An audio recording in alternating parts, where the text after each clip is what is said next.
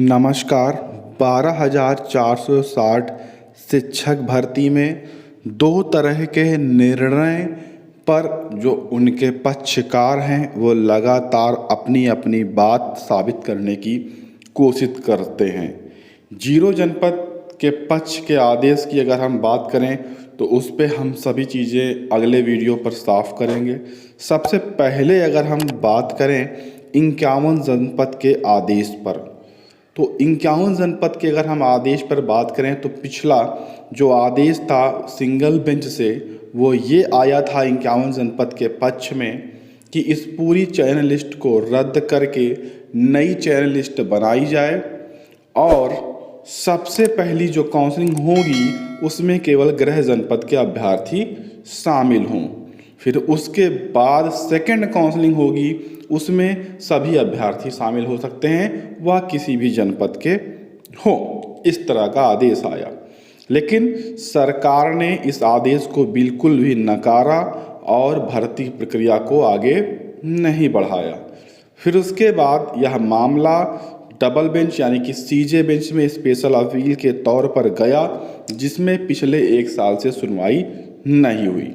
यहाँ पर हम आपको इन बातों पर साफ करने वाले हैं कि जो सीजे बेंच में आदेश है वहाँ से 51 जनपद में आदेश अगर आता है तो भर्ती प्रक्रिया का क्या हाल रहेगा वो आपने सिंगल बेंच के आदेश पर देखा।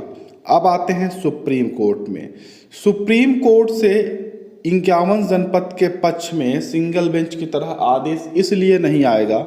सबसे पहले सुप्रीम कोर्ट लगातार पिछले 1 से 2 साल की जो सुनवाई कर रहा है उसमें जो भी भर्ती प्रक्रिया पूर्ण हो चुकी हैं, जितनी भी, चाहे वो 10,000 में 2,000 या 4,000, हम 72,000 से बात कर लें, वहाँ से जो चलती चली आ रही भर्ती प्रक्रिया, तो उसमें सुप्रीम कोर्ट के द्वारा लगातार कमेंट किया गया है कि जो भर्ती प्रक्रियाएं पूर्ण हो चुकी हैं हम उनमें किसी भी प्रकार की छेड़खानी या बदलाव बिल्कुल भी नहीं करने वाले हैं। साथ में हम आपको बता दें कि पिछली सुनवाई में सुप्रीम कोर्ट ने खुद कहा है कि यहाँ पर जिन अभ्यर्थियों के ज़िले में सीटें जीरो हैं उन्हें कहीं ना कहीं तो मौका मिलना ही चाहिए। यही तर्कसंगत है, यही सही है और उनको ये मौका मिलेगा। हम अगली सुनवाई पे इसको फाइनल निस्तारित करेंगे।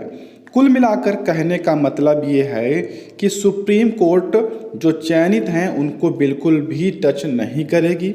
इसके चलते सुप्रीम कोर्ट यहाँ पर जीरो जनपद के जो बचे अभ्यर्थी हैं जो चयनित लिस्ट में हैं उनको यहाँ पर चयन का मौका जरूर देगी। ये पूरी संभावनाएं हैं और ऐसा ही आदेश सुप्रीम कोर्ट से जारी होगा 18 सितंबर 2020 को होने वाली फाइनल सुनवाई में। तो ये मैटर है 51 जनपद को लेकर।